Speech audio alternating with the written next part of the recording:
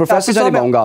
اب یہ تجویز آئی ہے کہ 12 یرغمالیوں کی رہائی کے بدلے 3 روزہ عارضی طور پر جنگ بندی پر مذاکرات بھی ہو رہے ہیں. آپ کو لگتا ہے ان مذاکرات میں کوئی بریک تھرو ہوگا اور یہ جو عارضی جنگ بندی مستقل جنگ بندی میں تبدیل ہو سکتی ہے؟ سر ایسا ہے کہ جو سیز فائر اور ہیومینیٹیرین سیز فائر میں فرق ہے. ہمیں پہلے اس کو تھوڑا سا سمجھ لیں.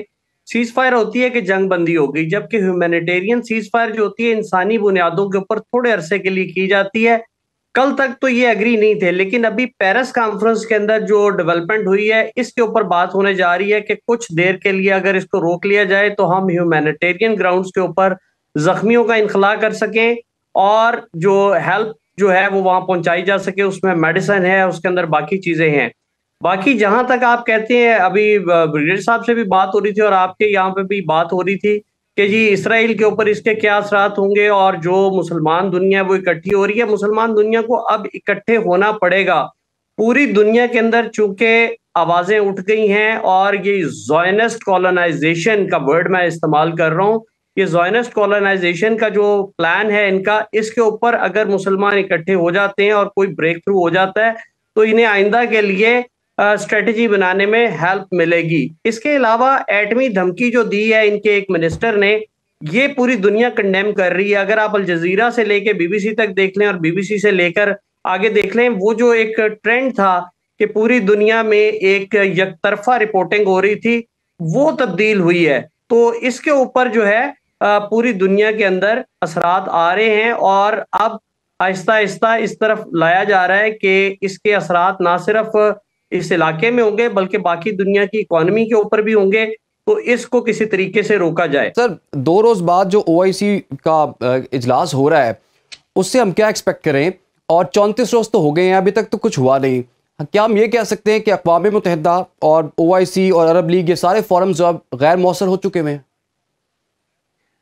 جہاں تک آپ بات کر رہے ہیں OIC کی، ان کے بارے میں تو میں نے سٹارٹ میں پہلے دن آپ سے کہا تھا کہ ان کو تو OIC سے زیادہ ہم نہیں کنسیڈر کرتے. چلیں اگر اس ٹائم پہ ہی مسلمان اکٹھے ہو جائیں تو بڑی بات ہوگی. یونائٹڈ نیشنز کے بے شمار لوگ مارے جا چکے ہیں. ICRC جو international federation of red cross اور ریڈ کرسنٹ ہے، اس کے عملے کے اوپر حملے ہو چکے ہیں. اور ابھی جو آپ نے سوال کیا تھا بریگیڈیئر صاحب سے، میں بھی اس کے اوپر بات کروں گا کہ یہ جو کہا گیا ہے کہ مجھے آپ یہودی پہلے کنسیڈر کریں اور بعد میں کیا اسے کہتے ہیں مجھے امریکہ کا وزیر خارجہ سمجھیں. تو بات یہ ہے کہ مذہب کا استعمال اس سے پہلے بھی ہوا. آپ نے افغانستان کے تناظر میں بھی دیکھا، رشیا کو توڑا گیا. 9/11 کے ٹائم پہ پریزیڈنٹ بش کے منہ سے نکلا کہ یہ ایک کروس جو ہے ایک صلیبی جنگ ہے.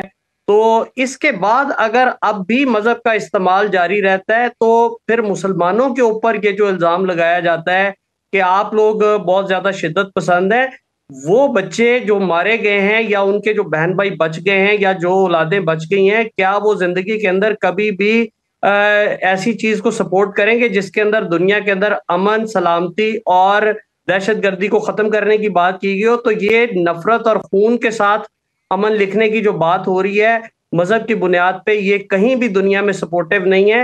اور اسرائیل کے معاملے کے اوپر اگر اینٹونی بلنکن یہ کہتا ہے تو یہ شو کرتا ہے بین الاقوامی طور پر کہ امریکہ جیسے ملک کا وزیر خارجہ جو ہے وہ مذہب کی آڑ لے رہا ہے اور مذہب کو پہلے دے رہا ہے، جو کہ امریکہ کے اپنے امیج کو پوری دنیا کے اندر ڈسٹروائے کرے گا.